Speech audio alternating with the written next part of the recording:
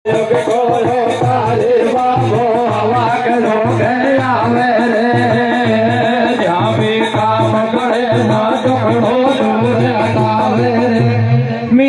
High court बनायो नांगल प्यारे वास भाई मीणा हाई कोट बनायो नांगल प्यारे वास कैसे और आदिवासी दिवस मनावे बोली भरे मिठास भाई आदिवासी दिवस मनावे बोली भरे मिठास निर्धन पे अन्याय डॉक्टर कदे न करता माफ भैया ये निर्धन पे अन्याय डॉक्टर कदे न करता माफ कैसे? और देखे पड़ जाए पीछे बाको करे सुपड़ो सांप भैया हर डान को भी को गानो डॉक्टर को गावे रे कैसे नान को भी को गानो डॉक्टर को गावे रे सारी दुनिया को या बाबो याडो आवे रे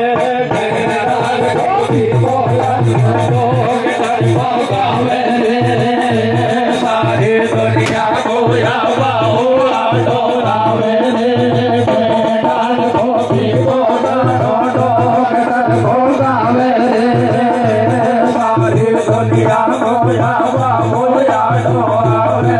हेलो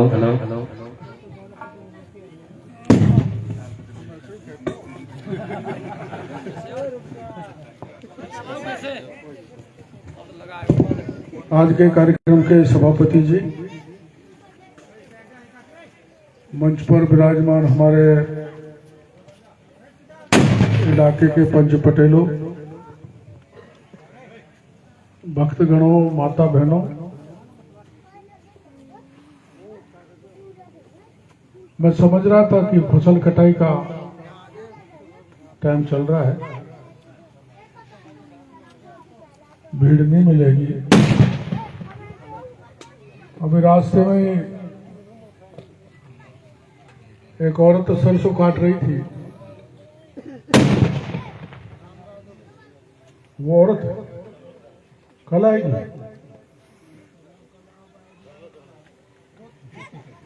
ये जोरदार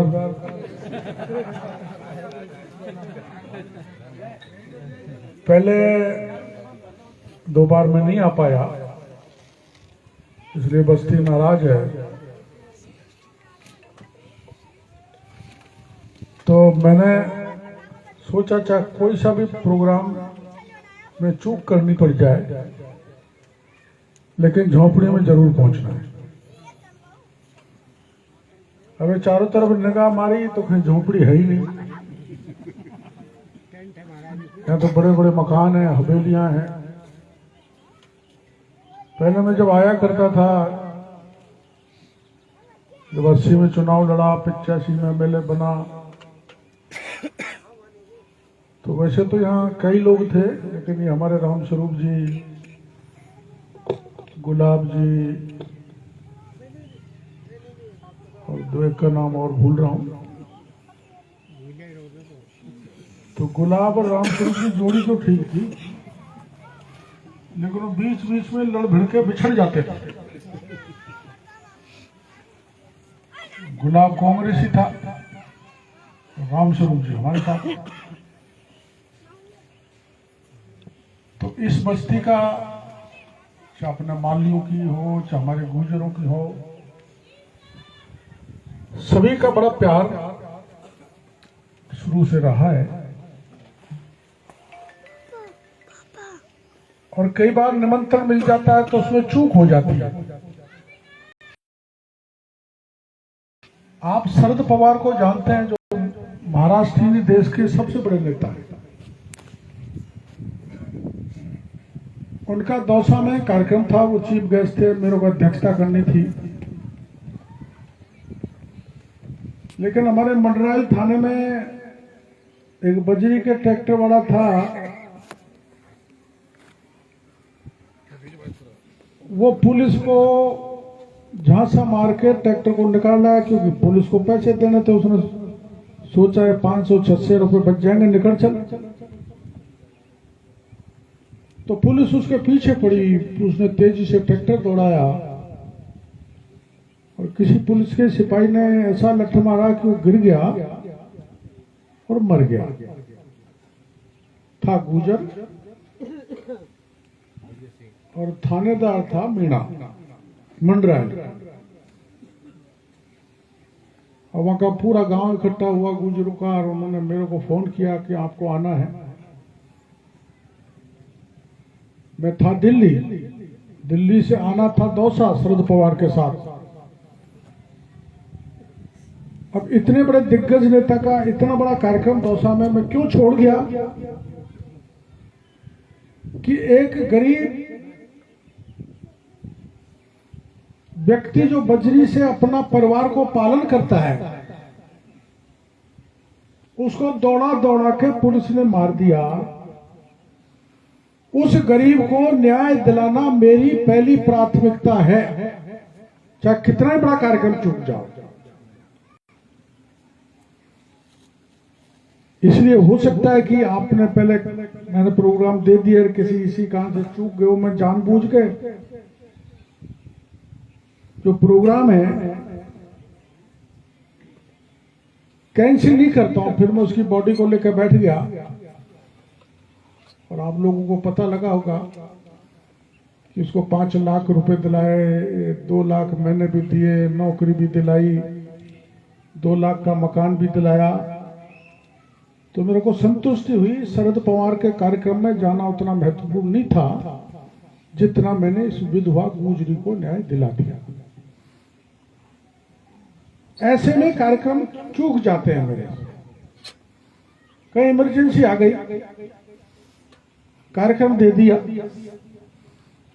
और किसी इमरजेंसी में कहीं चले गए मदद करने या कार्यक्रम में पहुंच गए, तो सबसे पहले अगर बुरी तरह से नाराज हो जाती है तो मीणा जाती होती है। मेरे से और भी प्रोग्राम मांगते हैं, गुजर भी मांगते हैं, माड़ी भी मांगते हैं, एससी के भाई भी मांगते हैं, ब्राह्मण भी मांगते हैं, सब जगह जाता हूं आजकल तो। लेकिन सबसे जो अब ये सब जगह तैयार होकर मेरी बात जाएगी इधर उधर, सब भूल जाए लेकिन मीणा जाती नहीं भूल।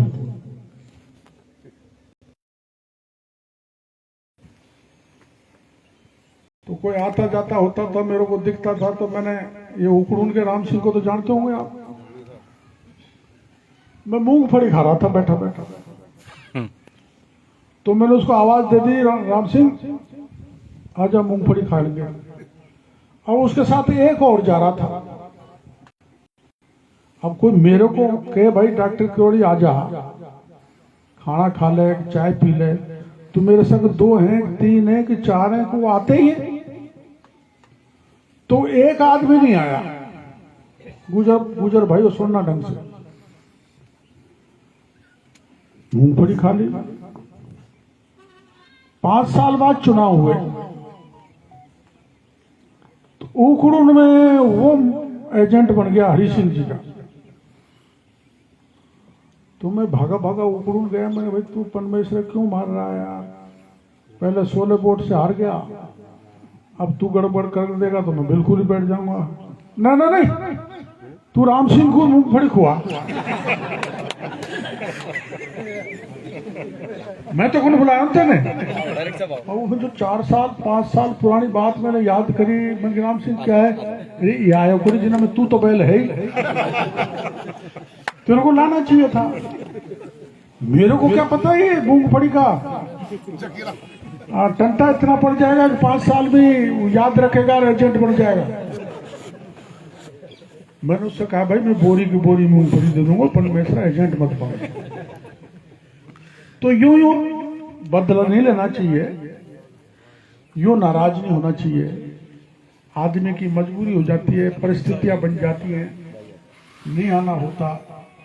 तो इसलिए पूरी बस्ती से पहले मैं 2 बार नहीं आ पाया, आप लोगों से माफी चाहता हूं। और अब की आ गया तो चमेली आ गई दंगल में। अरे कौन सी बनाओ चमेली?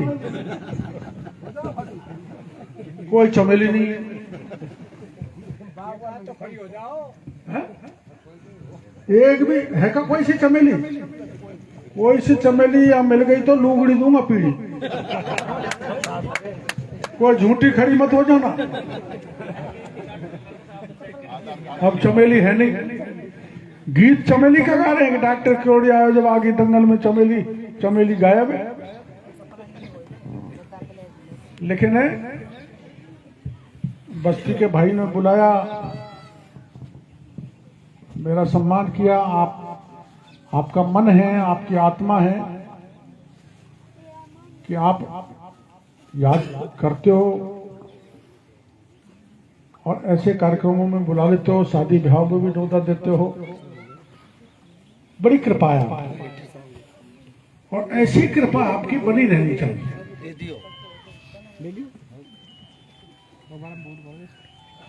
मैं आपके सदा साथ हूँ, रहा हूँ, रहूंगा। अब वोट तो आत्मा का होता है, कोई कहीं दे दे, मैं उसमें नहीं जाना चाहता। कोई जिसका मन होता है वो आदमी वोट देता है। कितना भी जोर लगा लो, कुछ भी दे दे, घी की पीपी ले जाओ घर से, लेकिन वोट जहां उसका मन करेगा वहां देता है। तो मैं जिसने वोट नहीं दिया मैं उससे बदला नहीं लेता हूं, मेरे स्वभाव में नहीं है। हमारे यहां राजनीति में आजकल राजनेता जो वोट नहीं देता है उसका हैंड पंप लग गया तो हत्ता नहीं लगने दे, लाइन खींची गई तो ट्रांसफार्मर नहीं लगने दे, ट्रांसफार्मर फूक गया तो एजेंट जेएन से मना करते, डिमांड नोटिस निकल गया तो वर्क ऑर्डर नहीं निकलने दे। आजकल के नेता चारों तरफ ऐसे ही हैं। मैं उनकी राजनीति के बारे में नहीं जाना चाहता, लेकिन मैं आपको कह के जाना चाहता हूं, किसी भी भाई का कैसा भी काम कभी भी पड़ जाए मैं आपकी सेवा में तैयार मिलूंगा, क्योंकि आपका मेरे पे बहुत कर्जा है। मैं 26 साल की उम्र में यहाँ चुनाव लड़ने के लिए आया था। अगर आप मेरा साथ नहीं देते तो मैं तो कोई बड़ा रकम सोना फोना पार करके लाया नहीं था। मेरे पास तो सोने की बिस्कुट नहीं थी, मेरे तो पार्ले की बिस्कुट खाता था उस समय। यहां की जनता ने अपना पैसा लगा के मेरे को राजनीति में स्थापित किया और मैंने हार जीत बीच में चलती रहती है, पीछे मुड़ के नहीं देखा। यहाँ की महुआ की जनता का इतना आशीर्वाद मेरे पर रहा है, वो बना रहा। अब मेरे को काम बताते हैं आप। यहां पर झोपड़ी है, इधर टुजाना है, आगे बालाड़ी है, फिर गगवाना है, बीच में पहाड़ है, फिर नदी है, फिर टेढ़े मेढ़े रास्ते हैं, फिर बैजूपाड़ा पहुंचते हो। यही है ना? ये तुम्हारा दिल का दर्द है। और आजकल आप जानते हो, मैं एक दिन भर के भी ले गया था आपको, चले भाई कुछ जिस खेतन में दुकान झुंझुनों लगाते हैं, जो भिजू को जो थोड़ा बहुत डर पे जो बायल नहीं खाए, ले गया था एक दिन। अब उसको आगे भी बढ़ाना चाहेंगे, आगे भी बढ़ाएंगे। बालाजी मोड़ में मैंने भूखे मरेंगे सब, खाना खा लो। खाना खा लिया, जोरदार लड्डू, सब्जी भी जोर की, पूरी भी गर्मा गर्म। अब मेरे जैसे 12 लोग खा लड्डू वापस घरों में आ गए। अब मैं ऐसे देखूं जैसे कटी मक्का में शार मिल गया, उनको खाना ही नहीं खिलाता तो ठीक रहता। सारी गाय ने वो छोड़ दिया, जो वहां के लोग गाड़ी दे। तुमने कैसा आंदोलन किया? मैं सोच रहा था जयपुर तक ले जाऊंगा, ये बालाजी से आगे ही नहीं चले। देखो भाई, किसी चीज को पाने के लिए लड़ाई लड़नी पड़ती है, उसमें टिकना पड़ता है। कर्नल बैंसना ने लड़ाई लड़ी, आपको पता है, ज्यादा दूर के नहीं है। जून में कोई सड़क पे तपती धूप में बैठ सकता है क्या? लेकिन बैठा, कड़ाके की ठंड में बैठा, बरसात में बैठा, पटरी पे बैठा, सड़क पर सोया। इसलिए देवनारायण बोर्ड बना। आज उसमें 1200 करोड़ का बजट। वो अलग बात है कि एसटी का दर्जा नहीं मिला, आपस में टकराट की स्थिति पैदा हो गई, कुछ संवैधानिक उसमें समस्या खड़ी हो गई। लेकिन वीरता से अगर लड़ाई लड़ी तो कर्नल बैंसला की अगुवाई में राजस्थान में गुर्जर समाज ने जो लड़ाई लड़ी है, वैसी मैंने तो मेरे राजनीतिक जीवन में नहीं देखी। तो कुछ पाने के लिए लड़ना पड़ता है, जूझना पड़ता है, संघर्ष करना पड़ता है। मैं गया था ना, अभी 70 साल की उम्र हो गई मेरी। नैना बावड़ा होगा, क्योंकि इनके बहुत अफसर हो गए घरों में, master, headmaster, principal, custom collector, SP, engineer, doctor, बेशुमार पैसा हो गया। पैसा हमारे यहाँ इतना बड़ा अफसर झोपड़ी में तो नहीं है, पर अगल बगल में आप जानते हो जो मीणा अफसर, अब मेरे को फिर सोशल मीडिया पर गाड़ी देंगे, क्या करूं, जो तो दो कई रिश्तेदार को भी करो, लेकिन भाई को, गांव को तो मत भूलो। भूल गए। और उस करोड़ों रुपए जो भ्रष्टाचार से कमाया है, वो राजनीति में लगाकर हमारे मतदाता को बिगाड़ दिया। हमारा भौवा कितना पवित्र था। मैं, आपने बुजुर्ग लोग जानते होंगे, रामेत प्रधान हुए थे और विशंबरचार भौर में टक्कर रहती थी। एक वोट से रामेत प्रधान जीते, ये बुजुर्ग लोग जानते होंगे। भौरराजी हारे, और वो था भौरपाल सरपंच सोंदुकी का। 5 साल हर तरह की रिश्वत, लोभ प्रलोभन भौरपाल को दिए, लेकिन वो अकेले आदमी के आधार पर 5 साल तक रामेत जी प्रधान पंचायत समिति के बने रहे। और आज यूं ही बिकते हैं, पता ही नहीं लगे। दिन में मेरे को मिल रहे हैं, रात में कहीं दूसरे को जेब गर्म करके भाग रहे हैं, और मेरे से कह रहे हैं चिंता मत करो। मेरा कहने का मतलब यह है, मतदाता जो अपने वोट को बेचता है, मेरी मान्यता है वो अपनी बहन बेटी को बेचता है। इसमें सुधार करो। वोट में बिकना चाहिए। लोकतंत्र को खतरा अगर वोट बिकने लग गया तो। इसलिए विकास के काम तो जितने बने उतने करेंगे, आगे करेंगे। आप ए बच्चे, ए बेटा, ओ मोबाइल वाला, ओ चमेली का, ये मोबाइल खुश है और मचा रहा मत, बैठ जाओ चुपचाप। बोलोगे तो फेल करवा दूंगा मास्टर सेक्रेटरी। बैठ जाओ। विकास के काम आप जानते हो। अब मैं मुख्यमंत्री जी से मिला था आपको,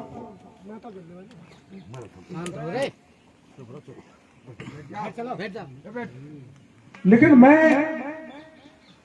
मुख्यमंत्री के कुछ मीणा नेताओं ने कहा कि हम हिंदू नहीं है। आपने अखबारों में पढ़ा होगा।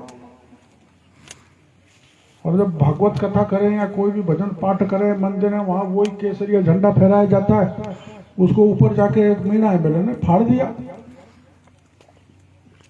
हमने कह दिया भाई हम झंडा लगाएंगे। सरकार ने कह दिया नहीं, झंडा नहीं लगने देंगे। 1000-1200 पुलिस, बंदूक दनादन गोलियां,